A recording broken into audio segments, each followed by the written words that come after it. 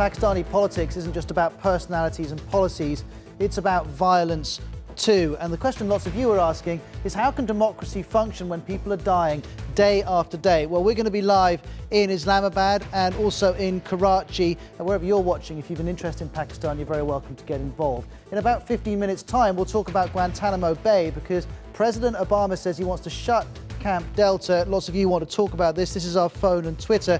He said this before, so I suppose the question is, do you agree with him? But also, can he get it done?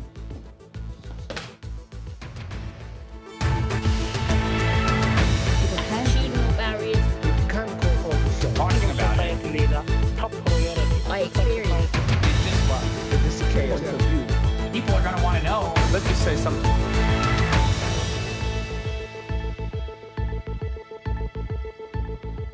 Well, as this Pakistani election campaign has gone along, many of you there have been getting in touch with the BBC, wanting to help us understand how it's going and how you feel about it. Let me just pull up one email that came into the BBC in the last 24 hours. It's from Musab in Karachi, who says, when leaving your house, whether for a job or a cup of coffee or the hospital, becomes a direct, legitimate life threat, you know things must change. And Musab is with us live from Karachi. We've also got Samira Shakil, a journalist based in Islamabad, and the BBC Shafi Nakijami from BBC Urdu. Well, Musab, help me understand the point you were making in your email. It's the day when a candidate in Karachi has been assassinated. Do you also feel you're under threat? Well, life lately in the last couple of months, and especially in the last couple of weeks, has been very difficult. See, for an average Pakistani citizen here, it is extremely threatening to go out of your house, because this ground situation is extremely difficult. There are targeted killings, there are kidnappings, there are ransom for money. So families are afraid to go out just to have a couple of coffee. Families are afraid to go out to the parks. They try to stay in the homes because elections are coming up. So it's quite difficult here. And Samira, do you think this is a democracy that's still able to function despite the violence? I think it's a democracy that's really trying to function despite the violence. I think it's difficult. Inevitably, it does have a negative effect on how people feel able to campaign, how people feel able to get out onto the streets. And as Musab was saying, in certain areas, just carrying out basic daily activities is a big risk. So actually, the functioning of democracy is inevitably affected. But this is a pivotal moment, and I think there's a real sense that people want to make the most of that, and people are really powering through. And a lot of people are seeing this election as a chance to really vote against terrorism just by the fact of getting out and getting to the polling stations. And as more and more people are killed in this campaign, there's not just a debate about the policies offered, but also whether the government at the moment is doing enough to keep those involved in the election safe. Let me just pull up this from an editorial in a newspaper called Nawa-e-Waqt. It's based in Islamabad. The caretaker rulers should now wake up and take effective steps to ensure peace before the polls. Otherwise, a bloody election would not win them a good name. Well, Shafi from BBC Urdu, let me bring you in. There's a lot of criticism of the government, but is it really realistic for any government to keep all of the candidates safe when the security situation is as it is? Well, government is doing whatever the government can.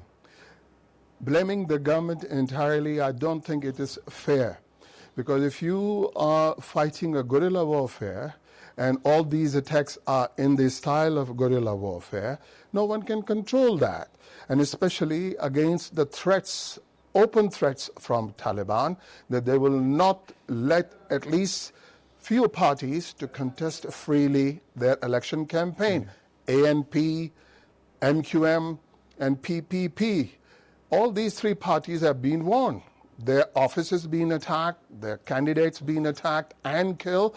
It's a kind of open terrorism and open violence. Government is trying to control. Army had been deployed. Rangers have been deployed. Police security forces all are there. But what can you do?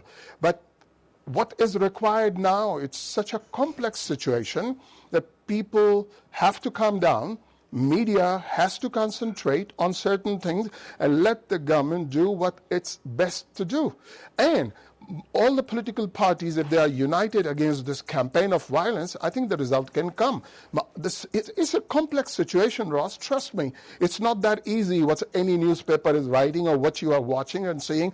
The whole country is geared up for the elections. These small threats, I call it a small, this is a country of millions and millions of people. Certainly this is a violent campaign, but what can you do? It's the testing time for Pakistan, testing time for the caretaker government, and testing time for the very young democracy. Shafi, Samira, Musab, let me just play you a video that we've got. And by the way, if you're watching and ever want to upload a video, you're very welcome to. worldhaveyoursay.com is where you can do it. This is Rumi in Pakistan, and this is what he posted. Anyone who tries to reach them, tries to uncover the real face behind all these terrorist acts that happen in the country and this democratic, country, so-called democratic country, Pakistan, it sends a message that we have to be careful because there are so many deadly weapons men behind the curtain who can really pull the plug and put you to death, and that is exactly what has happened today. So there's Musab, that's Rumi. And Musab, when you listen to Rumi describe the dangers of taking on those who are behind the violence, do you admire all politicians just for being involved in this campaign? Well, I mean, it is definitely as complex as you guys think it is, but you have to understand the job of the Interior Ministry is to make sure that security is provided to the citizens.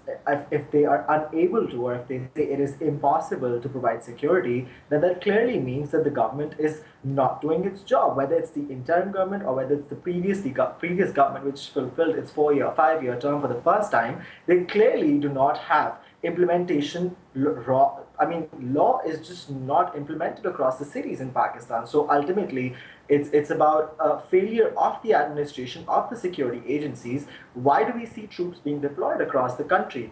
It shouldn't have come to this. If the Interior Ministry, if the law enforcement agencies are doing their job, then they have to make sure that militant wings and political and ethnic violence must be curbed to begin with. So your message very much, don't shut the door after the horse has bolted. You say the problems are long-term and the government should have done more to prevent them. All three of you, and maybe I could start with you, Shafi. I'd be interested to hear from you whether you feel people will still turn out, or do you think this violence will mean a lot of people decide not to vote because they're scared? Well, let me give you the picture. Our reporter from the BBC Urdu service going town to town in all those sensitive areas where it was a danger people might not turn out. Their opinion and their reports, which are on our website, bbcurdu.com, that people are willing to vote. They are not scared. One of my reporters, Sabah Etizaz, which she was taking part in yesterday's very decent program describing the same situation, that people are not scared. They will vote more so against those threats that they have to see the democracy surviving. Yes, certainly in certain areas there will be a problem. Certainly 3,000 polling booths have been declared by some organization that they will be at danger, at risk. Certainly the security forces will be there, but don't underestimate the Pakistanis really. They're more and more determined that they will go and vote against all the odds. I see the voting turnout will be decent. Samira? Yeah, I think I agree totally that I think there's a real will to get out and vote, and people are really feeling that very strongly. I think there's a strong emotional fact that this is the first ever democratic transition, and people feel just so privileged to have that right to vote out one government and vote in another. But on the other hand, I think that there is a risk that on the day, if there's a huge bomb blast, say in a particularly sensitive area like Karachi or Peshawar or somewhere where there is a lot of violence, the situation is volatile, I think it's inevitable that that's going to affect turnout a bit. So we just have to hope that doesn't happen. And it's also inevitable, I think, that people's perception of the violence and how much the government could have done to stop it may affect how they vote. Let's just pull up another editorial from I.E. Rahman in the Dawn newspaper's website, dawn.com. Unfortunately, the blood of all those killed is not on the hands of militant extremists alone. The hands of all those who have the power to confront the extremists are not clean either. And that echoes what Musab was saying. Now, Musab, let me ask you, the election's on May the 11th. Will you be voting despite the violence in your city? I will definitely go out to vote, but see, it's more than that. We as people, if we want democracy to flourish, we as families, women, kids, we all have to go out to vote. We men can go out to the vote to the polling stations, but if the situation is too bad, none of the men will take their wives, their daughters, and their sons along with them. So for democracy to really flourish, we have to make sure that the entire family goes. And for that to happen, we have to make sure that we be practical and we be responsible and not just head out of our homes when it is so bad out there. 3 constituencies, they've already delayed the election because he's killing. So the violence keeps on escalating, although at the same time, while people are so sick of the government that they really want to go out and bring about a change, it's going to be very tricky to make sure that everyone goes and is safe. Well, this is extraordinary. Shafi, let me bring you in. Have you heard stories of families actually planning their trip to the polling booth so they know what time they're going, where they'll be going, so they can be safe? Well, there are all sorts of things are going here. The people are planning how to get there, what time to get there, and whom they will go with. That's the one thing. Second thing, how to find out where there is a vote. It's because people are trying to stop the fake voting or bogus voting. So there are plans, people will go there and they will vote. But if I can bring your attention to one more thing, we are discussing a violence, countries in the grip of violence. How many forms and shapes and faces of violence you want to count in this country? There is a violence from the Taliban. There is a violence from one community to other one. The Shias are under threat. There is a violence against them. Minority are under threat. There is violence against Hindus, not all of them, Christians and Ahmadi or Qadianis. And the violence in Balochistan, for God's sake, this is a kind of violence. People are disappearing, doctors being killed. This is the nationalists fighting against those people who are going to vote. So it's a very complex picture of violence against that violence. You should admire those people who are determined to go to vote, and they are trying to find out how to get there, at what time. Don't forget it's summer in Pakistan, and really heat is just camouflaging the whole country. Normal temperature is running 29 degrees. I think England will be jealous not having that sort of temperature, or the UK. But here, in the sun, in the heat, in the violence, I admire these people who are planning and determined to go to vote and make the democracy a real success. You make a passionate case. Let me pull up one other comment that we've got here from El Pak Forum. This is a forum for young Pakistani leaders on Twitter. And this is a tweet here. Can an election be free and fair if voters feel unsafe? Will 600,000 security troops do the trick? And he uses the hashtag May the 11th. That's the date. I mean, Samira, let me ask you about the idea of being free and fair. A lot of the violence is targeting parties like the Awami National Party, which is considered secular and more moderate than some. Aren't those parties going to be unfairly put in a situation that the others aren't because they're being targeted? Well, that's the risk, I think, and certainly the amount of political space that those secular liberal parties, particularly the ones who are in the ruling coalitions, so you mentioned the ANP, also the Pakistan People's Party, and the NQM, who are very dominant in Karachi. The amount of political space they have has been squeezed. They're not so safe to have big-scale political rallies, which are a real cornerstone of politics here. They're having to rely very heavily on TV campaigns, on social media, which is a bit of a problem in a population where the vast majority is illiterate.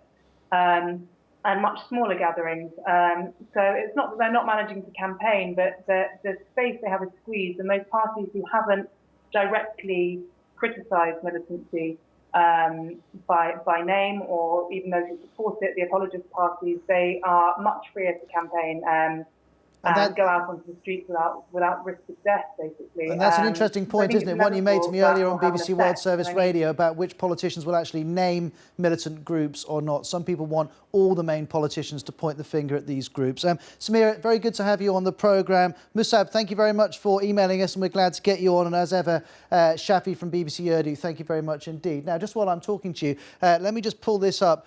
This is BBC Urdu on air. So if you do speak Urdu and would like coverage of the Pakistani election campaign, go to bbcworldservice.com and you'll be very easy to find BBC Urdu. And by the way, we're also going to be talking about this in English on World Have Your Say in about an hour and a half's time. Again, you can get that through bbcworldservice.com. I'll be back in a minute.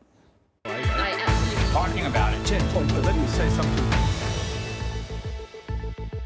Hi, I'm Ros Atkins. Welcome back to World Have Your Say. We've been talking about the violence during the Pakistani election campaign. You're very welcome to carry on that discussion at facebook.com/World Have Your Say or on the hashtag WHYS. But over the next 20 minutes or so here on BBC World News, we're going to talk about Guantanamo Bay because President Obama has come out, reiterated a claim he made over 5 years ago, which is that he wants to shut Camp Delta. Whether he's going to be able to and whether he's right to try is the matter of fierce debate, and we're going to get into some of this over the next few minutes. Let me introduce you to some of our guests. Lee Casey is a former Justice Department lawyer under Presidents Reagan and George H.W. Bush, and Hilary Stauffer is Deputy Director of Reprieve. Now, that's a legal charity which investigates human rights abuses, particularly relating to the so-called War on Terror. On our third screen, you'll be able to see guests from the BBC's language services who we'll speak to in a moment. But Lee Casey and Hilary Stauffer, let me start with you. Lee, perhaps I could come to you first in Washington, D.C. Is President Obama right to say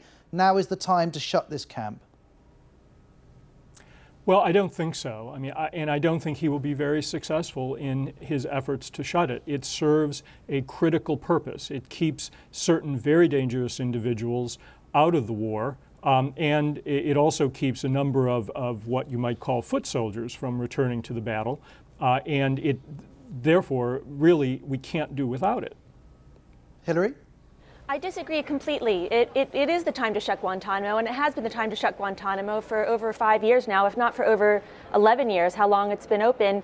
You know, at its height, Guantanamo had 779 men. Now there's 166. That means close to 600 have been released or transferred already, which means that they were never there for the right reasons in the first place. So the remaining men have all been classified, and the majority of them are approved for release. So why are we keeping it open?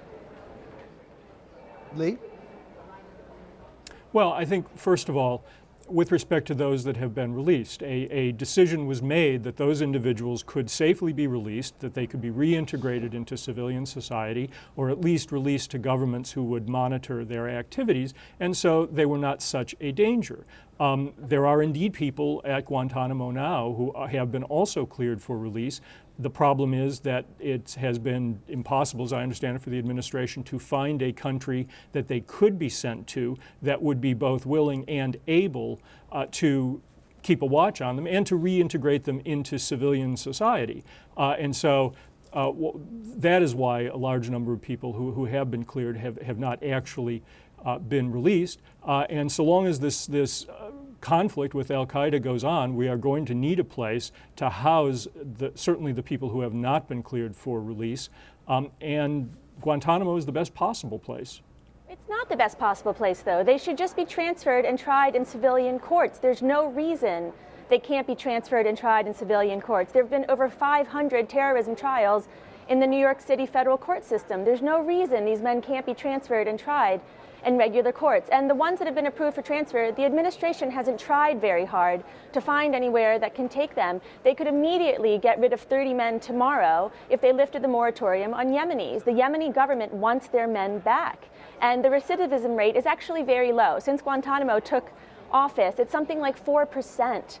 Out of 72 people that have been released, there's 4 that the Director of National Intelligence thinks have returned to the fight. So this is an overblown argument about the danger that's required here. And Lee, I'll give you a chance to respond to Hilary, but as she's mentioned Yemen, this is a good opportunity for me to introduce a video which we've received from Sarah Ahmed, an activist in Yemen. We approached her to record this video for us, and this is what she sent us. Guantanamo is an illegal prison. It's a prison that must be closed. There was a promise 4 years ago to close it, and the promise was not fulfilled yet. It's a place where people are detained without any fair trial, and they're tortured as well. As a Yemeni, I feel that I am a potential terrorist, just like any other Yemeni, until we prove the opposite. This is why my friends and I here started a 24-hour fast, along with other people in the world, to support the hunger strikers in Guantanamo. The hashtag is Fast for Gitmo, to spread awareness on how Guantanamo must be closed ASAP. And Sarah, they're referring to hunger strikes because, of course, with the situation in Guantanamo at the moment, over 100 of the prisoners there are on hunger strike and have been since February. I mean, Lee Casey, what about the point made in that video that Guantanamo Bay risks doing so much damage to America's reputation in the world? You risk radicalizing someone who might otherwise never ever want to take up arms against America? Sure. Well, that, to be honest, is an argument we hear very often, whether it's with respect to Guantanamo Bay, global warming, the rights of the child treaty, the International Criminal Court. Anytime the United States takes a position that is not in conformity with international opinion, we are warned that we will be destroying our leadership status, we will be radicalizing people, and to be honest, the argument's wearing a bit thin. But in response, the fact is you have to balance that against the potential dangers of letting some of these people go. And Yemen is a good example. I mean, I think that is one of the administration's concerns, is that the Yemeni government is not capable of properly monitoring these individuals and reintegrating them into civilian society. Well, Hillary, let's talk about that, because Ali Abdullah Saleh has recently been driven from power by anti-government protests, but you have faith in what has taken over from him being able to deal with these prisoners in an appropriate way? I do, but it's not my opinion that matters. The Yemenis are an ally of the United States. We work with them often and we give them a lot of money. So if we're supporting their military budget, but we don't think they're responsible enough to take back 30 of their own citizens that our government, 6 agencies of the US government, have decided are not a danger to anybody, the logic doesn't make any sense. Either Yemen is an ally and we trust them, or they're not and we don't. But to say we trust them for some things and not for others doesn't really make sense. And these men have been approved for transfer. 6 agencies agreed that they were not a danger, and they're never going to be tried. It is not an option to hold people in indefinite detention until we find a better option. We've created this problem and we have to solve it. Hillary, you're live from the newsroom here at the BBC. Lee is live from our bureau in Washington, D.C. Let's go several floors up from where Hillary is sitting and talk to 3 of our colleagues, Raphael from BBC Mundo, Mai from BBC Arabic, and Emal from BBC Afghan. All 3 of you have been posting to your audiences about this discussion. I wonder what you've been getting back. Hi, I'm Emal. Yes, Guantanamo issue is a very sensitive issue in Afghanistan, and everybody is interested to talk about it. So there's plenty of interest in it, and on BBC Pashto Facebook, we got over 70 comments so far on it. For BBC Arabic as well, this debate is stirring a lot of comments, mostly comments saying that Guantanamo should and needs to be closed quickly, and the detainees need to be returned back to their countries. Exactly, that's the same point for the people in Latin America. They think Guantanamo Bay has to be closed. More about the problem with detainees in the hunger strike. They think, well, it's brutal what is happening. But they have the right to survive, they have the right to be in a strike, but at the same time they need to look after them. So it's quite complicated and sensitive issue. I'll come back and speak to you a little bit more in a moment. And by the way, if you're watching and speak Pashto or Arabic or Spanish and would like to take part in the discussion with my colleagues at BBC Mundo, BBC Afghan and also BBC Arabic, do get all of their contact details through bbcworldservice.com. We're going to be back with our guests in just a moment. If you've got a point that you'd like to make to them, get us on the WHYS hashtag or on Facebook. What we're talking about, 2 things really. Is President Obama to want to shut, is he right to want to shut Camp Delta? But then second, can he do it even if he wants to?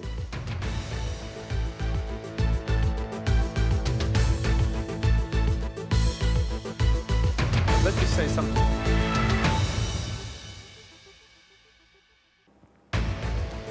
Well, never doubt the amount of people who want to talk about Guantanamo Bay. The issue has been reignited by, first of all, the hunger strike involving over 100 prisoners. And now President Obama saying he's revisiting the issue. He still wants it shut. He says it's not in America's interest. And we're getting comments in from Pakistan, Nigeria, Gambia, UAE, Somalia, Kenya, Lebanon and Canada. I'll do my best to work your comments in. And if you're tweeting as you watch, we're on the hashtag WHYS.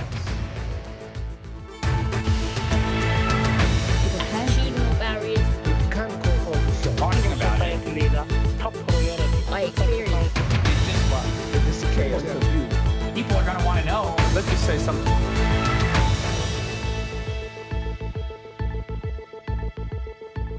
Now, I'll introduce you to a couple of new guests in a moment. But first of all, let's go back to the World's Newsroom and speak to Mai from BBC Arabic. Because, Mai, you were saying most of the people on your Facebook page want this camp shut. But do they accept that some of the prisoners should be tried, or do they want them all sent back to their respective countries? Well, what we see is that most people want, first of all, the detention center to be closed and for all the Yemenis to return back to their countries. So far, what we know is that around 56 of the almost 90 Yemeni detainees in Guantanamo have been cleared by the U.S. As they are not a threat to the U.S. People are expecting the return of these 56, all of the Yemenis, but especially these 56 who were cleared as they are not a threat. Mai, thank you very much. We'll come back to speak to Raphael and Amal in just a moment. Before we go and introduce our next guest, let's quickly have a look at what President Obama has had to say about Guantanamo Bay. The idea that we would still maintain forever a group of individuals who have not been tried, that is contrary to who we are, it is contrary to our interests, and it needs to stop. Now, Lee Casey is still with us. He's a lawyer who worked with President Reagan and President H.W. Bush. We'll speak to him in a moment. Let me introduce you, though, to two new guests. Brandon Neely is a former guard at Guantanamo Bay. He's live with us from Texas, and Tom Rogan's a columnist with TheWeek.com. And Brandon, let me start with you. Tell us how long you were working in Guantanamo Bay and what you made of the experience. Yeah, I worked at Guantanamo for the first 7 months it was open. When Guantanamo opened, I thought, it was 9/11. I really thought we needed to do something with these hardened terrorists. We were told from day one, everybody at Guantanamo was a true terrorist. Everybody there planned 9/11, had something to do with it, or was caught on the battlefield fighting American soldiers in Afghanistan or wherever. The experience there was, it was pretty bad, because by the time I left there, I realized, innocent or guilty, these people shouldn't be treated in the manner that we had treated them. Then years later, to find out that the majority of these people were bought for bounty and they were innocent, it's really disheartening to think that, I joined the military. We joined the military to give your best to your country and uphold the laws and the Constitution. And to find out that your government lies to you and they can't even give you the honesty and integrity back, it's really disheartening to know that I imprisoned a lot of people that should have never been there in the first place. So I have to live with that every day. And President Obama is saying this is not who we are. Tom Rogan, what would you say to Brandon?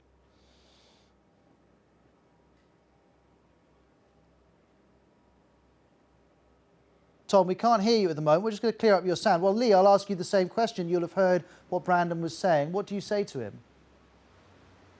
Well, I think the answer is that, yes, there may well have been people at Guantanamo who should not have been, but the people there now have had several levels of review of whether or not they should be there, including a review in the U.S. federal courts here in Washington, D.C., and all of those reviews have determined that there was a basis to hold them.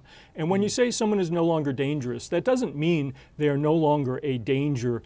What it means is that they have been cleared to be released to a responsible government who will reintegrate them into civil society. And that has been the sticking point. And one very quick point with respect to Yemen.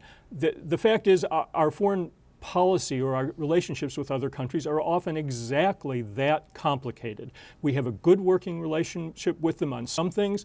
Some things we trust them with, other things we don't, either because they're not willing or very often simply unable to keep their commitments. And that, I believe, is what's going on with Yemen. So that's your response to what Brandon was saying. Tom, I think we can hear you. I apologize just now. You started replying, but we could see your mouth moving but not hear what you were saying. Yeah, just give Brandon your response to his concerns about how people are being treated and whether this fits with what America stands for.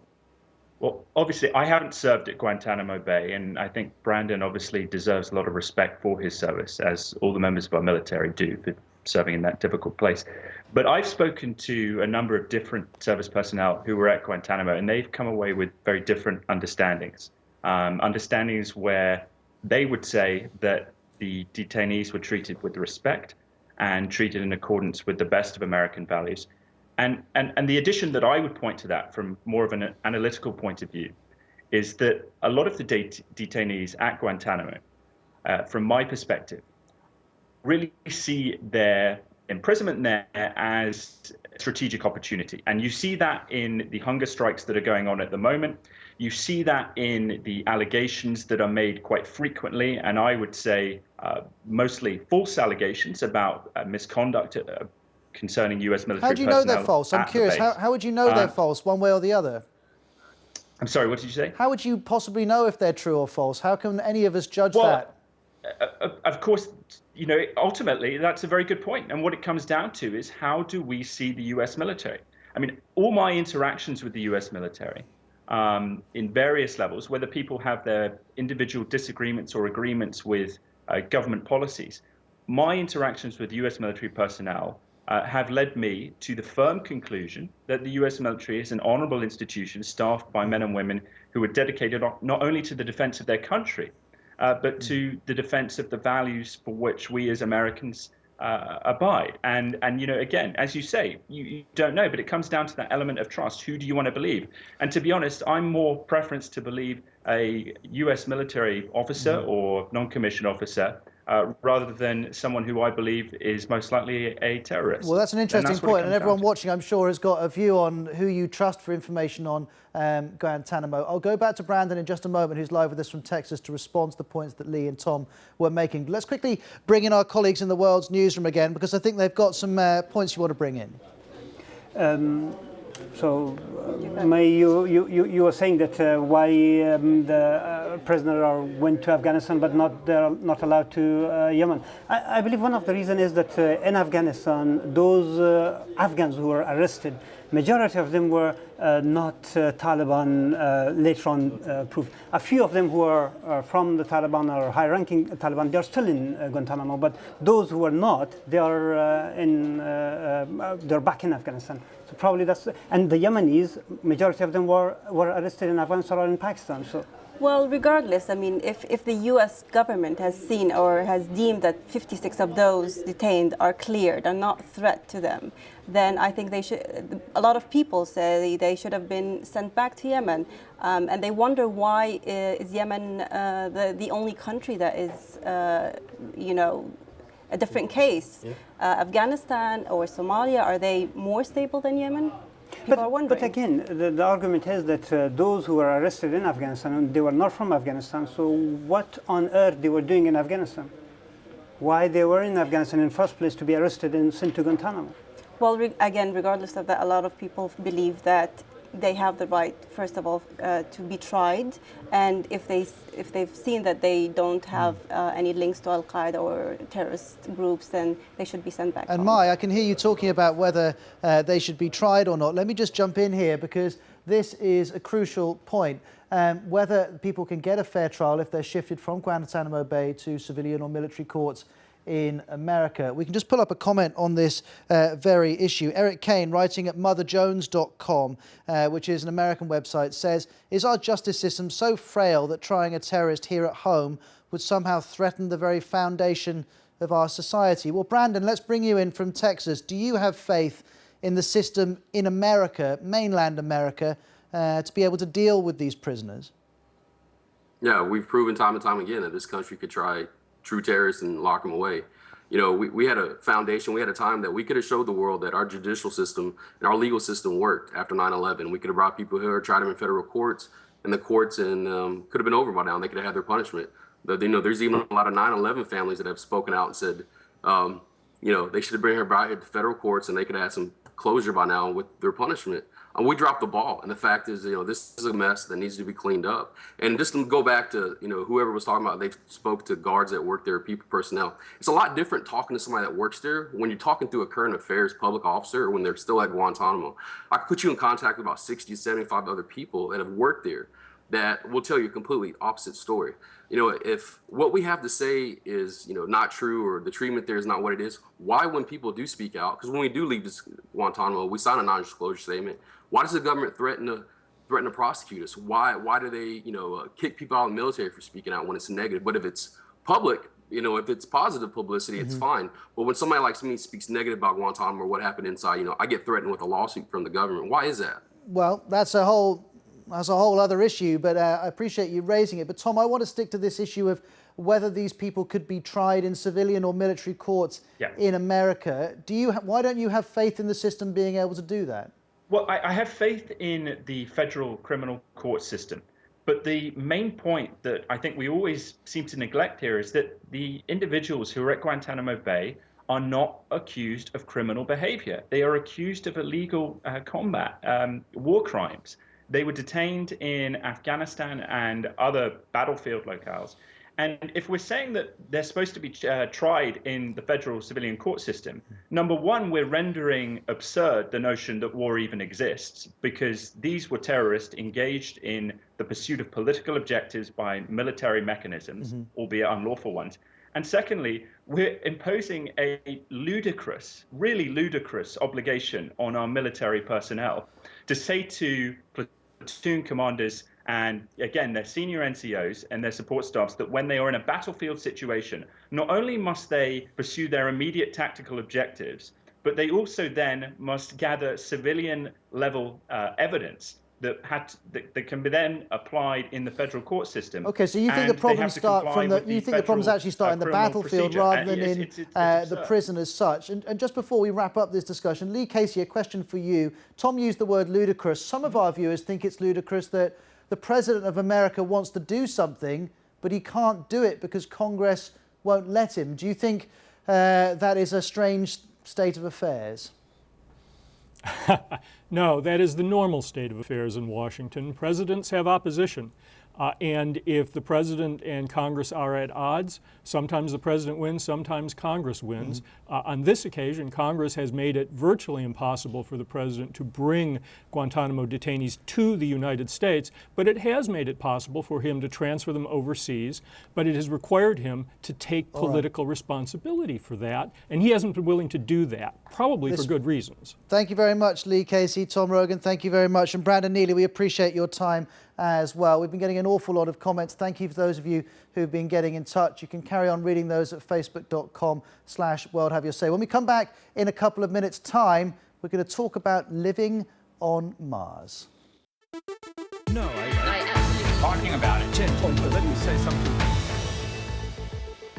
Hi, I'm Ros Atkins. Welcome back to World Have Your Say. Now, we're going to talk about Mars because a Dutch organisation says it wants to build a settlement there, and it's going to show us the whole thing on a reality TV show. You can apply, by the way, if you'd like to take part. Now, as you can imagine, this has generated plenty of interest. So we opened a Google Hangout to have some of you talk with our science editor, David Shukman. Now, I have to say that lots of you have got in touch with the BBC, sceptical from the start about whether living on another planet is really possible. So when we started the Hangout, that is where Ben James from World Have Your Say began. What are the sticking points that you see with a settlement on Mars so soon, in 10 years? How long have we got? Half an hour, but shorter, please. You could very easily think of a dozen deal breakers that would make this impossible. The team behind Mars One say they have thought through every conceivable problem, but number one, the rocket. How do you actually get there? Their preferred rocket has not yet flown. It may do a test flight next year. They're hoping to launch it towards Mars with a supply mission in 3 years' time. That's a very tight time frame for any space mission. Secondly, how to keep the astronauts alive with no resupply for 6 months all the way from Earth to Mars, let alone getting set up on Mars. And then beyond that, there's surviving on Mars itself. It's a very hostile environment. You can never step out of the capsule without a spacesuit. Sonny, you're a self-proclaimed space enthusiast. Having heard some of those potential sticking points, does this project excite you? Is it something you'd want to try to take part in? Well, not quite sure about taking part in. Permanent exile from Earth is not something... I love science. I'm not quite sure whether I'm that dedicated. But excited, absolutely. I mean, I think that when it comes to the question of whether we should do these things, I think that absolutely, because every time we try to push forward, do something new, go to the limits, we always inevitably invent things and discover things that have huge uses for the rest of society and in technology. So it's by pushing forward in these areas that we get all sorts of unintended and unforeseen benefits that come from it. So, and comparatively little cost. So that's not a question. All the questions I have are the ones that David said, which is the feasibility problem. You only have to begin to start thinking about it to realise what a monumental task it is to even think And about. lots of people, as I said, have been talking about this, raising questions of their own. Edward posted on Google+, it depends on how fast structures can be built, how safe it will be in regard to meteor showers and how well animals can survive in those environments as a food source. Just on the animals point, cows in space, would that be part of this? Well, we don't think it is. I mean, they're talking of kind of space-age allotments to grow vegetables. I mean, they're hoping to raise enough food effectively through a kind of greenhouse system. Melissa, you have applied to go on this mission, to be part of this project, to live on Mars by 2023 potentially. Why is it you've applied? The idea of a dream like this coming true and being part of it, that's an amazing thing to do. You're saying that it's not possible. Now, how do we know it's not possible? I want to put my life in somebody's hands who know what they're doing. I trust them completely. I'll go with it. Unless people actually do something and go for this, it's never going to happen. So we've got to try. It needs to be explored. And if everybody just sits there and says it's not possible, well then it isn't possible. We've got to do it. And the only way we can do it is by people accepting the challenge to do it. The other hurdle that I see that we haven't mentioned yet is that there's no way to actually land a payload heavy enough, like with men inside it, on Mars safely right now. So forget for a second about the men. What if one of their supply ships doesn't make it, and they lose food? I mean, what's going to happen when, you know, some of the vital parts to build a habitat or to build food don't make it or don't survive the trip? Is the crew going to eat each other? I mean, how much are we willing to just sort of like make it a Lord of the Flies type situation if it all goes terribly wrong? Well, there would certainly be issues like this every time you have an aspirational project like this. But again, you know, who knew back then that, you know, one day we would land on the moon, right? We are still talking 10 years, probably it might take 25 to do it, but you need to make a start somehow. And what I like is the fact that these guys are actually thinking, though I agree that it looks more like a television show right now, a reality show, going out of space and being broadcast 24/7, 365 days. But I'm certainly not sticking for the 10-year deadline right now. That sounds too ambitious. It's the timescales that I think to myself, that surprised me the most. It's like 10 years? Wow, that seems very, very, very optimistic. Yeah, I spoke this morning to the boss of Mars One, Baz Lansdorp, and he admitted it's a very tight time frame. He said, if there's a delay of a few years, it doesn't really matter that much. The key thing is to try to get the key building blocks of the project in place, namely get the TV shows up and running, attract the sponsorship. The main source of income is the sponsorship, then start placing orders for the various missions to go off to Mars to prepare for the colony. I mean, like you, I cannot see this happening by 2023. Will it take the inventiveness of the private sector to get humans to Mars? Well, yes, maybe, but over a longer timescale, I think.